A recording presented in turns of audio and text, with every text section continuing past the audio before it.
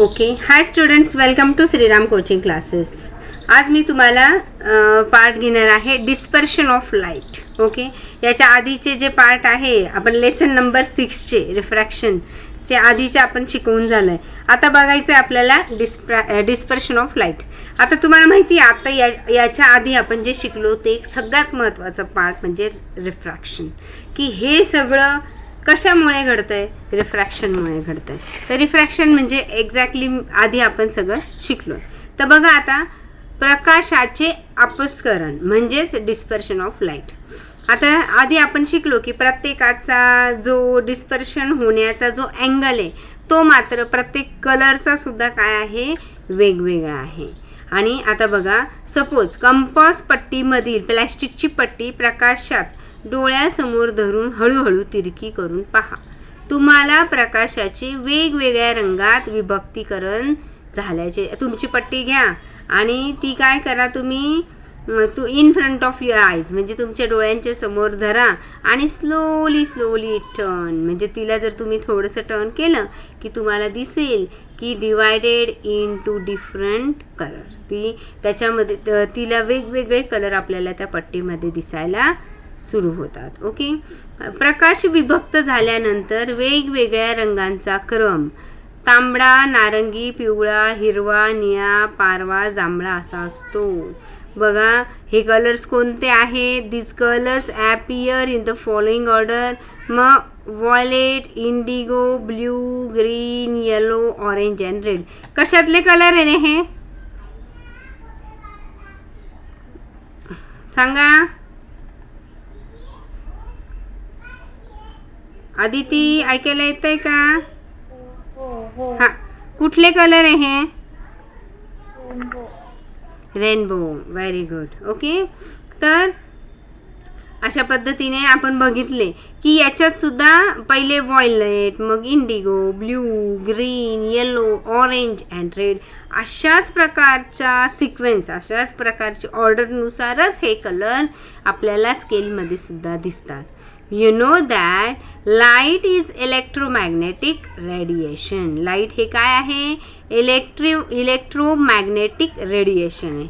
म्हणजेच काय की त्याच्यामध्ये प्रकाश हा विद्युत चुंबकीय प्रारण आहे. मग आता याच्यामध्ये सुद्धा म्हणजे लाईटमध्ये इलेक्ट्रोमॅग्नेटिक रेडिएशन आहे. आणि wavelength is an important property of radiation. आणि वेवलेंथ जी आहे ही रेडिएशनची सगळ्यात महत्त्वाची प्रॉपर्टी, एकदम important property. The wavelength of radiation to which our eyes are sensitive is between 400 and 700 NM. N म्हणजे नॅक्रो. ओके, तर NM एवढी आपल्याला आहे. ओके, तर आता बघा इथे की तरंग लांबी म्हणजे वेवलेंथ हा प्रारणांचा महत्त्वाचा गुणधर्म आहे. आपले डोळे ज्या प्रारणांनी संवेदनशील आहेत त्या प्रकाशाची तरंग लांबी 400 NM ते 700 NM च्या दरम्यान असते. या दरम्यान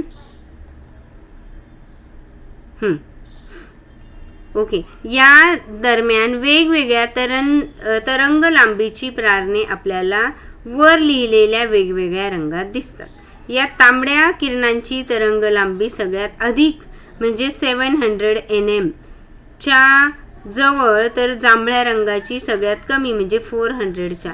आता बघा म्हणजे काय, 1 नायक्रोमीटर म्हणजेच 10⁻⁹ मीटर. ओके, आता याच्यामध्ये आपल्याला हे बघायचं आहे की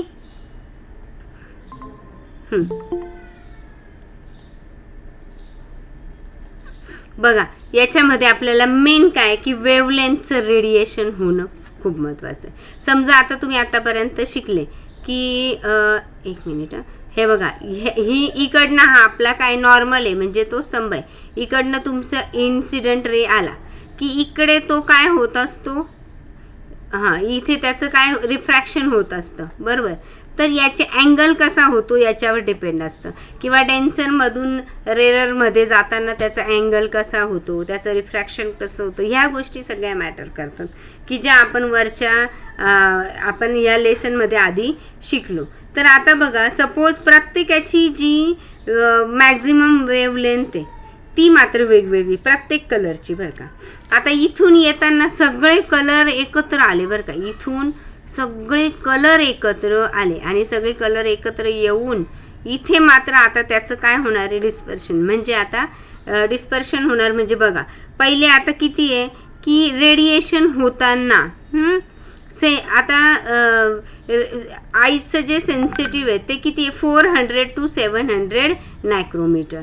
in this interval radiation of different wavelength appears to have different colors mentioned above. The red light has maximum wavelength. Red लाईटला सगळ्यात जास्त वेवलेंथ आहे. आता बघा इथे ना पहिले आपल्याला व्हायलेट कलर दिसणार आहे, मग इंडिगो, मग ब्ल्यू, मग ग्रीन, मग येलो, मग ऑरेंज आणि नंतर सगळ्यात शेवटी रेड. म्हणजे आता हा जर आपला नॉर्मल आहे, ओके हां, तर याचं डिस्पर्शन होताना इथून आपल्याला आहे बघा, इथे रेड कलरचं इथून डिस्पर्शन झालं. त्याच्या आधी त्याचा आता हा 700 nm आहे, त्याच्या आधी समजा ऑरेंज कलर जो आहे त्याचं डिस्पर्शन इथे होणार बरोबर. त्याच्या आधी मग कोणाचं डिस्पर्शन होणार, मग येलो कलरचं. म्हणजे हे आणि सगळ्यात जवळ जे डिस्पर्शन होणार ते व्हायलेट कलरचं. सगळ्यात जवळ इथे डिस्पर्शन जे होणार आहे, हा जो असणार आहे तो व्हायलेट कलर असणार आहे आणि हा असणार आहे तो रेड कलर असणार आहे. तर अशा पद्धतीने इथे आपल्याला सगळे वेगवेगळे कलरचं डिस्पर्शन झालेलं दिसेल. याच्यात आपल्याला सगळे कलर्स दिसतील. पण जर एकाच लाईनीत परत सगळ्यांचं डिस्पर्शन झालं असतं तर आपल्याला ते कलर वेगवेगळे जाणवलेच नसते, पुन्हा एकत्र लाईट असा आपल्याला दिसला असता. पण जेव्हा इथून लाईट येते आणि त्याचं डिस्पर्शन होतं तेव्हा प्रत्येक कलरची वेवलेंथ वेगवेगळी आहे आणि व्हायलेट कलरची जी वेवलेंथ आहे ती सगळ्यात स्मॉलेस्ट आहे, म्हणून तो अगदी जवळ दिसतो. मग थोडी याची थोडी जास्त, मग याची अजून जास्त, मग याची अजून जास्त, मग याची अजून जास्त, ही जास्त, आणि रेड कलरची सगळ्यात जास्त, आणि म्हणून तो जास्त डिस्पर होतो. आणि मग त्याची किती आहे, 700 nm आहे. तर व्हायलेटची आहे 400 nm आणि हे मधले जे आहे त्याच्या दरम्यान आहेत. ओके, तर म्हणून मग आपल्याला डिस्पर्शन हे म्हणून कलर आपल्याला वेगवेगळे झाल्यासारखे दिसतात, कारण होतात ते वेगळे जेव्हा त्यांचं डिस्पर्शन होतं, म्हणजे अपस्करण होतं. की आता तुम्हाला पट्टी आहे, ही पट्टीतून जेव्हा एखादी प्रारणे येतात कलरशी, एक मिनिट पेन्सिल, मग आता इतक्यात तुम्हाला सांगितलं तेच की इथून सगळे कलर एकत्र होऊन येतात, एकत्र असतात सगळे. आणि इथे हा आपला काय आहे, इथे आपला आहे ही स्तंभिका म्हणजे नॉर्मल. आणि मग प्रत्येक कलरचं पहिले आपलं व्हायलेटचं इथे झालं, कारण याची प्रत्येकाचं हे वेगवेगळं आहे. हां, वेवलेंथ म्हणजे काय, तरंग लांबी वेगवेगळी आहे.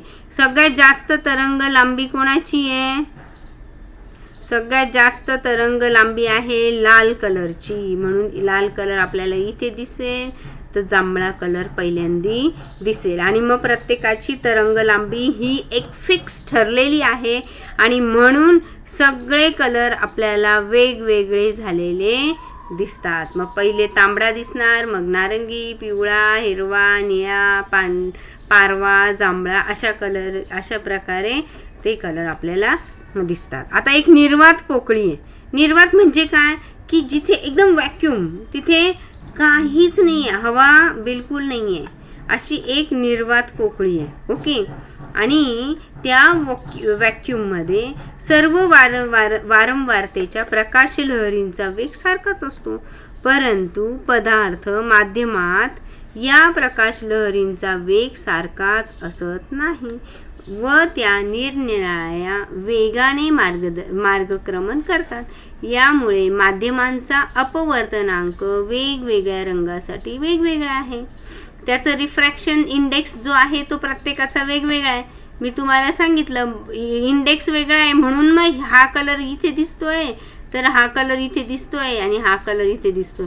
जर सगळ्यांचा रिफ्रॅक्शन इंडेक्स एकच असता, पण व्हॅक्यूम आहे म्हणजे काय, निर्वात पोकळी, त्याच्यामध्ये मात्र सगळ्यांचा वेग हा सेम आहे. सगळ्यांची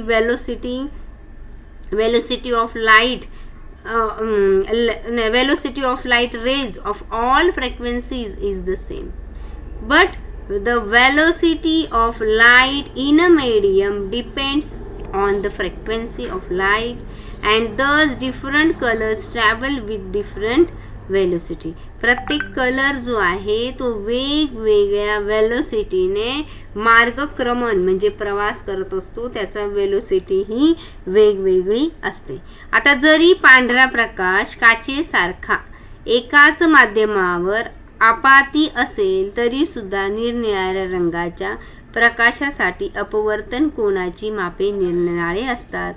म्हणूनच सूर्यापासून येणारा पांढरा प्रकाश सुद्धा जेव्हा हवेतून कोणत्याही अपवर्तनी माध्यमात आपतन करतो म्हणजे शिरतो, तेव्हा तो 7 रंगांच्या वर्णपंक्तींच्या स्वरूपात निर्गत होतो म्हणजे बाहेर पडतो.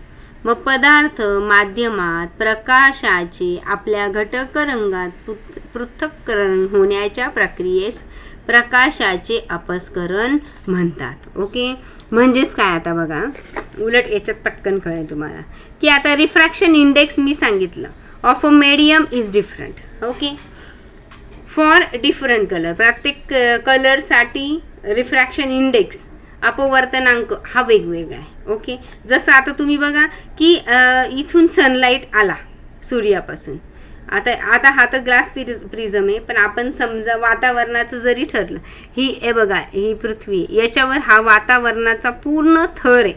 तो वातावरणाच्या थरावर जाताना इथून येताना तो एक पांढरा कलर म्हणून येईल, पण जेव्हा तो त्या वातावरणाच्या थरामध्ये घुसेल, ओके, जेव्हा तो आतमध्ये प्रवेश करेल, इथे तुम्हाला सांगितलं की शिरणे म्हणजे आपतन करणे, शिरणे म्हणजे काय, आपतन करणे म्हणजे इन्सिडंट. ओके, तर बघा आता की so when white colour coming from the sun through air enters म्हणजे आपतन करणे, एनी रिफ्रॅक्टिंग मीडियम, कोणत्याही रिफ्रॅक्टिंग मीडियममधून तो घुसला, इट इमर्ज, मग तो काय, as a spectrum of 7 colour.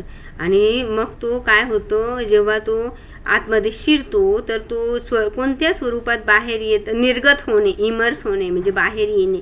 Okay, कोणत्या 7 रंगांच्या स्वरूपात तो बाहेर येतो. बघा इथे सुद्धा आपण डिस्पर्शन ऑफ प्रिझम बघितलं ना, तर इथे सनलाईट प्रिझममध्ये गेल्यानंतर म्हणजे आता हा तुमचं इथून तो गेल्यानंतर आपल्याला हा सनलाईट पाहिलं तर इथे दिसायला पाहिजे, पण तो इथे न दिसता आतमध्ये जेव्हा तो जातो, इथे त्याचं मीडियम बदललं. ओके, आतमध्ये डेन्सर मीडियम झालं, रेअरर मधून डेन्सरमध्ये. मग तो काय करतो, लगेच त्याचे म्हणजे त्याचे जे आता हा इन्सिडेंट रे होता. ओके, आतमध्ये त्याचा रिफ्रॅक्टिव्ह इंडेक्स प्रत्येक कलरचा वेगवेगळा आहे. प्रत्येक कलरचा जो हा आहे, हे बघा समजा आपण नॉर्मल धरू याला, तर आता रेड कलरचा जास्त आहे म्हणून तो इथून तर एवढा, आणि व्हायलेट कलरचा कमी आहे म्हणून तो इथे दिसला. तसंच प्रत्येक कलरचा अलग अलग अपवर्तनांक म्हणजे रिफ्रॅक्टिव्ह इंडेक्स असल्यामुळे ते कलर आपल्याला 7 रंगांमध्ये व्यवस्थित दिसून येतात. मग आता डिस्पर्शन ऑफ लाईट म्हणजेच the process of separation of light into its component color while passing through a medium is called a dispersion of light. यालाच काय म्हणतात, dispersion of light. Okay, Sir Isaac Newton was the first person to use a glass prism to obtain sun spectrum. When white light is incident on the prism. आता light white कलरची जी light आहे ती काय म्हणून आहे, incident आहे, म्हणजे incident ray म्हणून आहे. कुठे, प्रिझमला. ओके. डिफरंट कलर्स बेंड, आता इथे सगळे वेगवेगळे कलर बेंड झालेले आहेत थ्रू डिफरंट अँगल, आणि प्रत्येकाचा अँगल वेगवेगळा असतो कारण त्याचा इंडेक्स वेगवेगळा आहे. Among the 7 colours red bends the least when violet bends the most. Okay. आता जेव्हा हे बघा हा इथून सरळ सपोज गेला असता, एक मिनिट मी लाईनच घेते.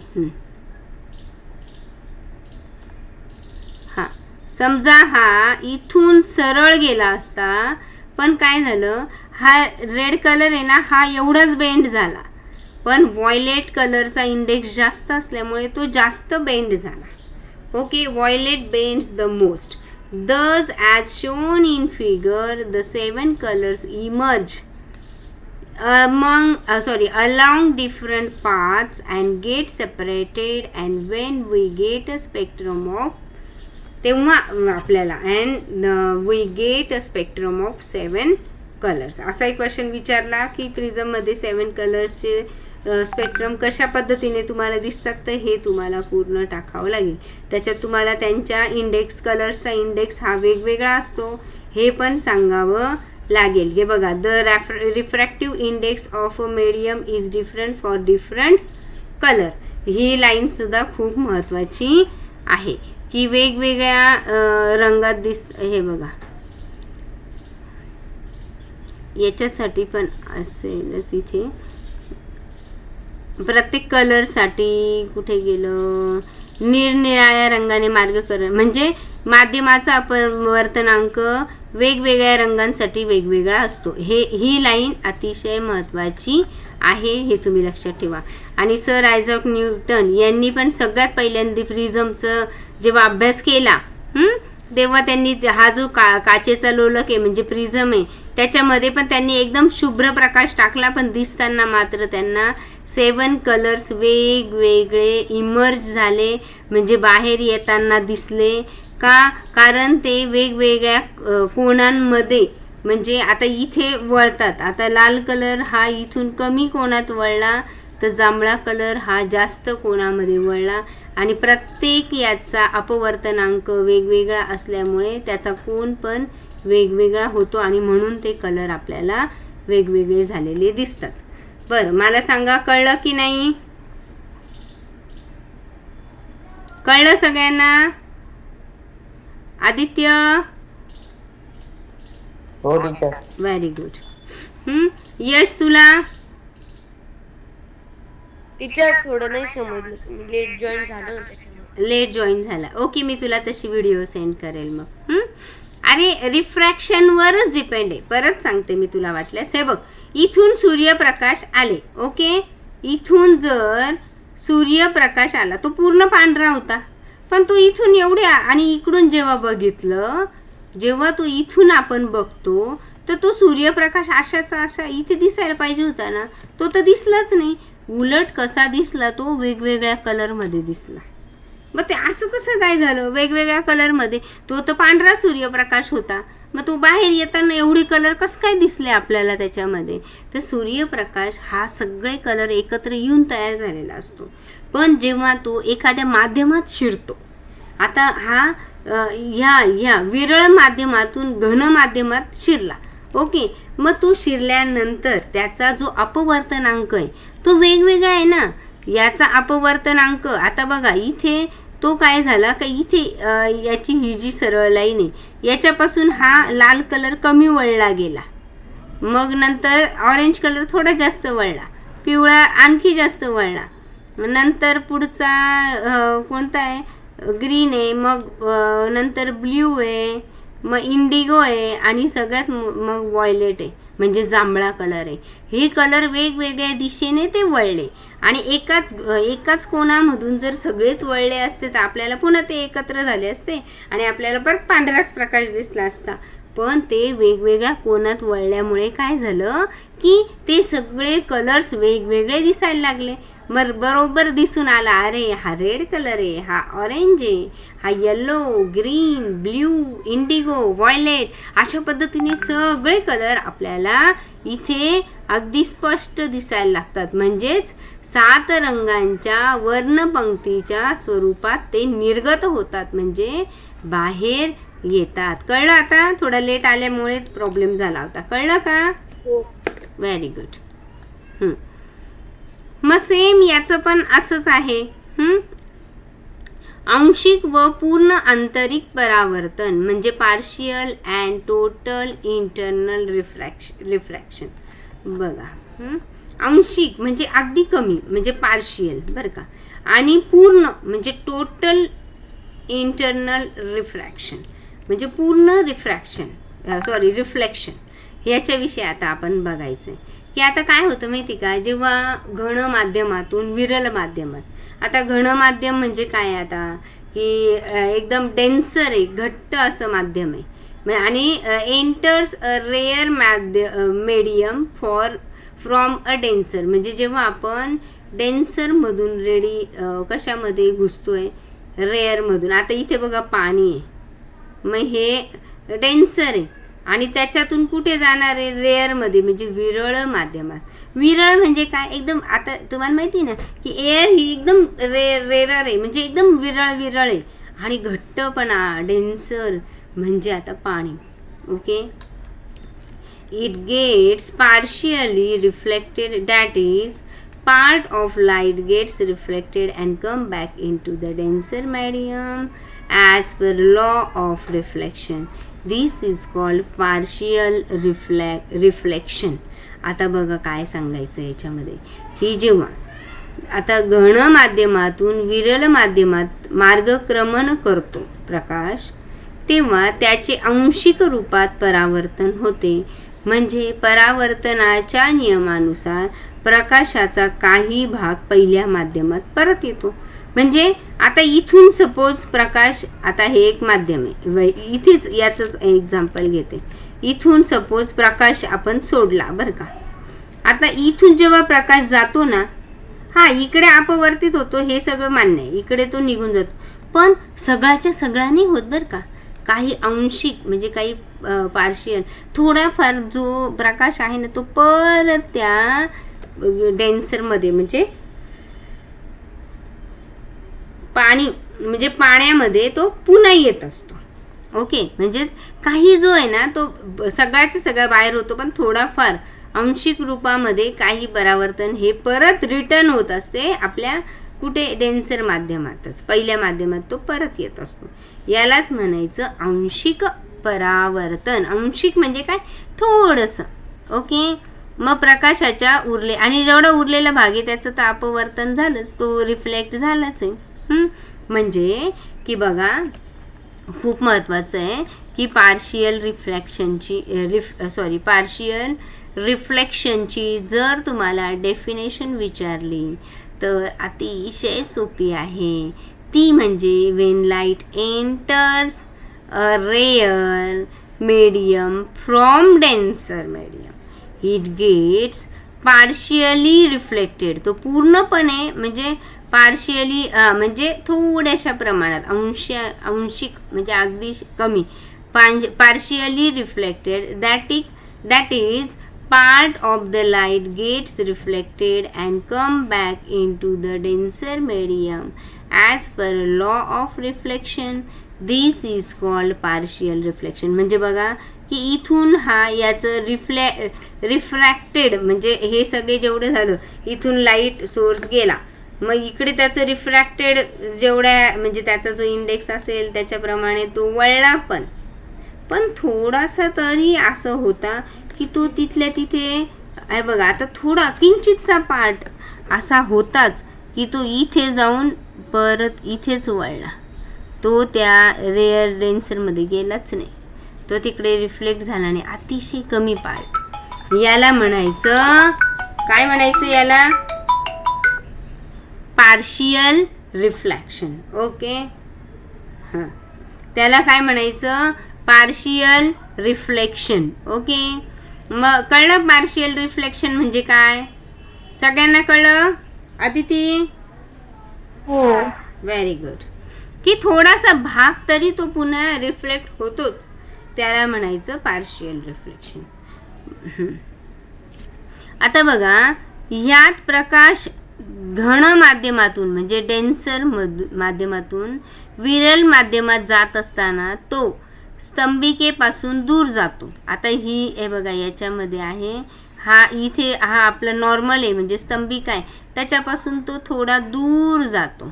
ओके, स्तंभिकेपासून जात असल्याने तो स्तंभिकेपासून दूर जातो, अर्थात आपाती कोन म्हणजेच काय, इंडेक्स. ओके, आता आपाती कोन सॉरी, आय म्हणजे इन्सिडेंट, इन्सिडेंट अँगल हा अपवर्तन कोन आर हून कमी असतो. हे पुढील आकृती 6.9 च्या डाव्या बाजूस दाखवले आहे. जर आयचे परिमाण वाढत गेले तर स्नेलच्या नियमाप्रमाणे आरचे परिमाण पण वाढत जाईल, कारण अपवर्तनांक स्थिर आहे. अपवर्तनांक म्हणजे refractive index is a constant. आता आपण ना याच्यातच बघूया ना. आता इकडे जो असतो ना, हा असतो इन्सिडेंट रे, आय म्हणजे काय, आपाती, आणि जो अपवर्तित होतो त्याला म्हणायचं रिफ्लेक्टेड रे. हा जो असतो ना तो रिफ्लेक्टेड, हा इथे अँगल जो तयार झाला त्याला आर म्हणतात, आणि इथे जो अँगल तयार झालाय त्याला म्हणतात आय. म्हणजे बघा, जसं इथून मी पाहिलं, ही आपली नॉर्मल आहे म्हणजे स्तंभिका, इथून तुमचा रे आला बरं का, इथून तुम्ही एक प्रकाश किरण सोडला आणि तो इथून बाहेर निघाला, म्हणजे इथे एवढा त्यांनी अँगल केला, या अँगलला तुम्ही आर म्हणता, आणि ज्या अँगलनी तो आत गेला त्याला तुम्ही आय म्हणतात. हे मात्र लक्षात ठेवा. पहिले आय अँगल कुठे तयार होतो आणि आर अँगल कुठे तयार होतो हे लक्षात ठेवा. मग आता त्यांनी काय सांगितलंय, ओके, की जेव्हा हा जो आय आहे, हे बघा आय छोटा आहे इथे, पण रिफ्रॅक्शन इकडे जास्त झालेलं आहे. ओके, म्हणजे अर्थात हे बघा, म्हणजे विरल माध्यमातून जात असल्याने तो आता घन माध्यमातून जर तो विरल माध्यमात जात असेल तर तो स्तंभिकेपासून दूर जातो. आता इथे तुम्ही बघू शकता की इथेच दाखवते मी तुम्हाला, ही स्तंभिका आहे म्हणजे तुमचा नॉर्मल आहे, तो या अँगलनी गेला. ओके, ह्या अँगलनी तुमचा इथून प्रकाश किरण गेला, तर ह्या स्तंभिकेपासून तो असा जवळ नाही जाणार, तर तो कसा जाईल, ह्या स्तंभिकेपासून तो थोडा दूर जातो, म्हणजे इकडे हा दूर जातो. जर इथून जर तुमचं वाढला, ओके, इथून जर तुमचा हा तुमचा स्तंभिका आहे म्हणजे नॉर्मल आहे, इथून जर तुमचा तो अँगल वाढला तर तो इथून पण अँगल वाढतो, कारण इथे अँगल वाढला इथे पण अँगल वाढणार. आता हे जर एक्झाम्पल तुम्हाला बघायचं आहे, तर प्रत्येक किरण आहे, हे बघा इथे तुमचं तुम्ही काय सोडलाय, लाईट सोडलाय. ओके, हे बघा इथे लाईट सोर्स आहे, मग इथे तुमचा जेव्हा पहिला किरण गेला, हे बघा इथे जेव्हा इथून लाईट रे गेला तेव्हा या स्तंभिकेपासून आर एवढाच झालेला होता, मग त्याचं रिफ्लेक्शन एवढं झालं.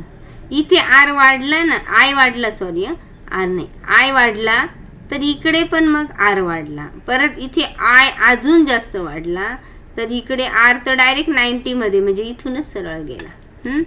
म्हणजे इथे जसा जसा हा जो आय आहे, आय म्हणजे काय, मराठी मीडियमला आपाती आणि इंग्लिश मीडियमला इन्सिडंट अँगल जो आहे तो जर छोटा असेल ना तर त्याच्या प्रमाणातच रिफ्रॅक्टेड रे असेल की तो स्तंभिकेपासून थोडासा लांब जातो. आयपेक्षा तो स्तंभिके म्हणजे तुमच्या नॉर्मलपासून थोडा लांब गेलाय.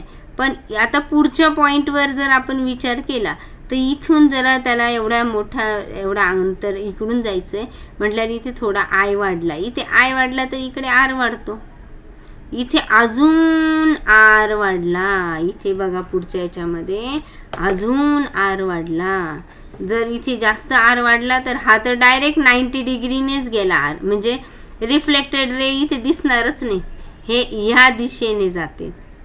काय होईल, रिफ्लेक्टेड रे जे आहे ते या दिशेने जातील. बघा इथे आय, इथे आर, इथे आय, इथे आर. इथे आय मोठा झाला तर आर डायरेक्ट तो 90 मध्ये, म्हणजे काटकोनात गेल्यामुळे अपवर्तित किरण ह्या मार्गाने जातील. इथे दाखवलं आहे ना, ह्या मार्गाने म्हणजे काटकोनात जातील. आणि त्याच्यापेक्षा आय वाढला. ओके, मग आता इथे ॲटलिस्ट इथे निदान तो सरळ मार्गाने तरी गेला आहे. इथे तर तो बाहेर रेत जाणारच नाही, कारण प्रकाश स्रोत इतका लांब आहे. त्याच्यामुळे आय जो आहे तो इथे जास्त मोठा झाला आहे. आय मोठा झाला आहे तर ते बाहेर न जाता ते डायरेक्ट आतल्या आतच पूर्ण सगळे रेज आतल्या आतच परावर्तित झाले. बाहेर एक सुद्धा रे गेला नाही, सगळे रे हे आतच परावर्तित झाले. म्हणून याला म्हणायचं पूर्ण आंतरिक परावर्तन. इथे जर हे जे शिकतोय ना आपण, हे इथे आंशिक झालं रे, इथे आंशिक झालं, सगळा भाग रिफ्लेक्ट नाही झाला. इथे गेले पण इथे थोडेसे काही कोण आंशिक प्रमाणात. पण इकडे शेवटपर्यंत जर आपण आलो ना, तर इकडून जेवढे पण लाईट रे समजा यशने इथून पाठवले होते, तर यशचे सगळेच्या सगळे लाईट रे जे होते ते परत आतल्या आतच सगळे ते प्रकाश स्रोतचे किरण आतल्या आतच परावर्तित झाले, म्हणजे अपवर्तित झाले. आणि यालाच म्हणायचं पूर्ण आंतरिक परावर्तन. ओके, म्हणजे इथे पण आता मी तुम्हाला इथे दाखवते, लाईट सोर्स इथपर्यंत गेला तर हे सगळे टोटल इंटरनल रिफ्रॅक्शन झालं. सगळेच्या सगळे जे रे आहे त्यांनी आतमध्येच अँगल केला, ते बाहेर गेलेच नाही ना. ते ह्या मार्गाने गेले आणि नाही ते या सरळ मार्गाने गेले. ते गेले तर कुठे, त्या पाण्याच्या आतमध्येच त्यांचं रिफ्लेक्शन झालं. म्हणून याला आपण म्हणतो टोटल इंटरनल रिफ्लेक्शन. या आकृतीवरनं अतिशय सुंदरपणे तुम्हाला कळू शकतंय. ही तुम्ही जी आहे ना 6.9 हे तुम्ही तुमच्या नोटबुकमध्ये काढूनच घ्यायचं आहे कंपल्सरी. 6.9. ओके, आता मग इथे बघा ना, आरचे मूल्य 90 झाले, म्हणजे बघा इथे आणि इथे तर तो डायरेक्ट आतच 90 पेक्षा अधिक झाला आहे, त्याच्यामुळे तो आत गेला. ओके, मग आता बघा की आयच्या एका विशिष्ट मूल्यासाठी आरचे मूल्य 90 होते. या विशिष्ट मूल्यास म्हणतात क्रांतिक कोन. मग इथे जो कोन झालाय ना, याला म्हणतात क्रांतिक कोन, म्हणजे क्रिटिकल अँगल. आयच्या विशिष्ट मूल्यासाठी आर जेव्हा इथे काय मूल्य आपल्याला माहिती नाही, पण त्या मूल्यासाठी इथे आर जो आहे तो 90 झाला, म्हणजेच मग याला काय म्हणायचं, क्रिटिकल अँगल. आणि त्यापेक्षा अधिक आपाती कोन असलेल्या किरणांसाठी आरचे मूल्य किती आहे, 90 पेक्षा अधिक आहे. इथे तरी 90 होतं, आता हे तर 90 पेक्षा हे बघा जास्त झालं आणि म्हणून अधिक होते व किरणे घन माध्यमात परत येतात. अशा स्थितीत सर्वच प्रकाशाचे परावर्तन होते. ह्याच क्रियेला म्हणतात आंतरिक परावर्तन, पूर्ण आंतरिक परावर्तन. हे आकृतीत उजव्या बाजूस दाखवले आहे. क्रांतिक कोनाचे मूल्य आपण सूत्राने काढू शकतो. आता क्रिटिकल अँगल म्हणजे जेव्हा एका पर्टिक्युलर व्हॅल्यू असते आयची जेव्हा एक पर्टिक्युलर व्हॅल्यू असते आणि तेव्हा आर जेव्हा 90 बनतो, तो म्हणजे जेव्हा आर 90 बनला तेव्हा तो म्हटलं जातं क्रिटिकल अँगल. आणि इन्सिडंट आणखी लार्जर झाला, हा इन्सिडंट आहे आणखी मोठा झाला तर आरची व्हॅल्यू काय होते, मोर दॅन 90 होते. ओके, मग ती लार्जर दॅन 90 होते आणि मग तो पुन्हा डेन्सर मीडियममध्ये rays return to the denser medium. मग हे रेज जे आहे ते पुन्हा डेन्सर मीडियममध्ये परततात तर त्याला काय म्हटलं जातं, all the light gets reflected back into the dense medium. This called total internal refraction. We can determine the value of the critical angle as follow. आपण याच्याने क्रिटिकल अँगल काढू शकतो. sin I upon sin R जर काढला तर हा आपल्याला मिळतो क्रिटिकल अँगल. मग for total internal refraction I जो आहे तो काय असेल, क्रिटिकल अँगल, आणि R असेल 90. मग आपल्याला क्रिटिकल अँगल काढायचा असेल जेव्हा R 90 असतो तेव्हा आपल्याला ह्या सूत्राचा फॉर्म्युल्याचा यूज करावं लागेल. पुढचा जो आहे रेनबो. ओके, तर रेनबो जे आहे खूप आपण आत्ता इतक्या मी तुम्हाला सांगितलं सेम तसंच आहे. Rainbow is a beautiful natural phenomenon. It is the combined effect of a number of natural processes. It is a combined effect of dispersion, refraction and total internal reflection of light. It can be seen mainly after a rainfall. आणि mostly तुम्ही बघता की जे इंद्रधनुष्य आहे ना ते rainfall नंतरच दिसतात. आणि काही काही वॉटरचे जे रेन ड्रॉप्स आहे त्याच्यामध्ये तो पण ते रेन ड्रॉप्स जे आहेत ना छोटे छोटे, त्या वॉटर ड्रॉपलेट्स म्हणजे छोटेसे स्मॉल जे ड्रॉपलेट्स आहे पाण्याचे ते सुद्धा प्रिझमसारखं वर्क करतात. आणि त्याच्यामध्ये पण सनलाईट जेव्हा एंटर होतो तेव्हा तो रिफ्लेक्ट होताना तुम्हाला आत्ता सांगितलं तसंच तो it gets refracted and disperse. त्याच्यामधून सुद्धा लाईट रिफ्रॅक्ट होतात किंवा डिस्पर्स होतात. There is internal reflection as shown in the figure, and after that once again the light gets reflected while coming out of the droplet. All these three processes together produce the rainbow. आणि या तीन processes मध्येच rainbow produce होतो.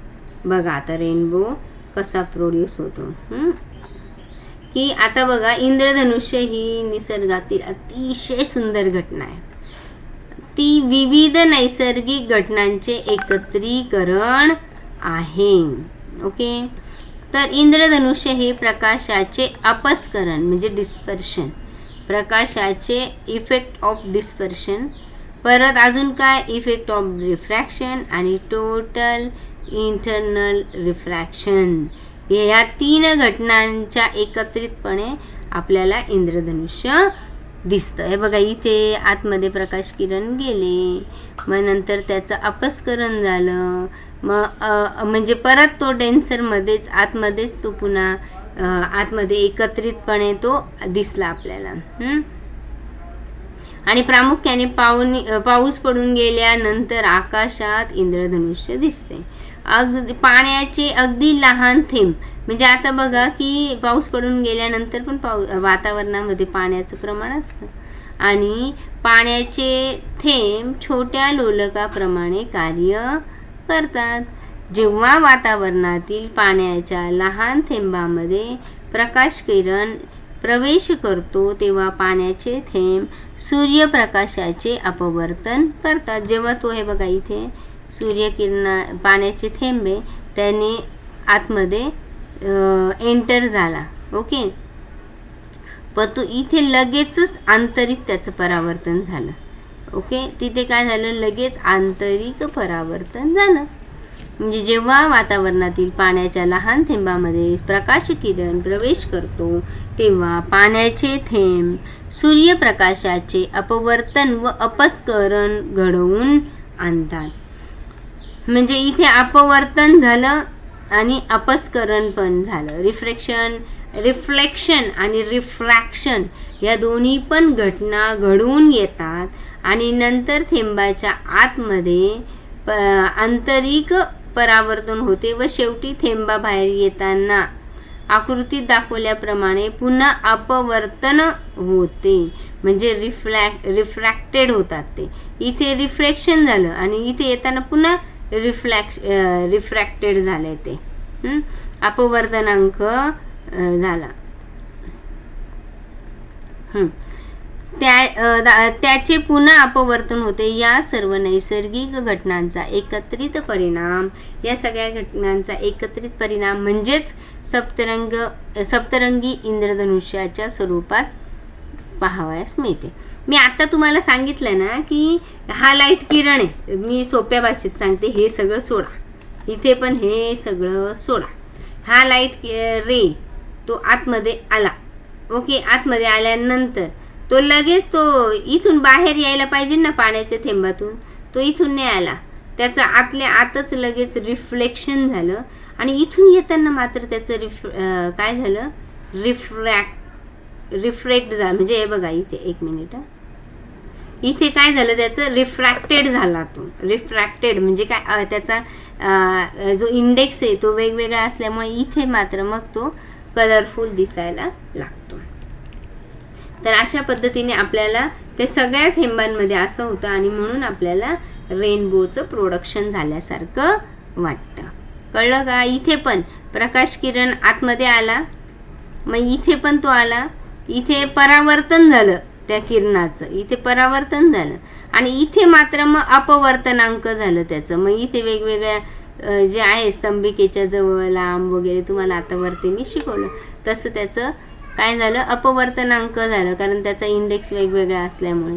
आणि अपवर्तन झाल्यानंतर मग आपल्याला याच्यामध्ये काय इंद्रधनुष्यासारखे कलर दिसतात. कळलं? मग पुढचे जे हे आहे सम्स, हे दोन, हे बघा हे पण सोपे आहेत की याच्यामध्ये पाण्याचा निरपेक्ष अपवर्तनांक दिलेला आहे असल्यास पाण्याचा प्रकाशातील वेग काढा.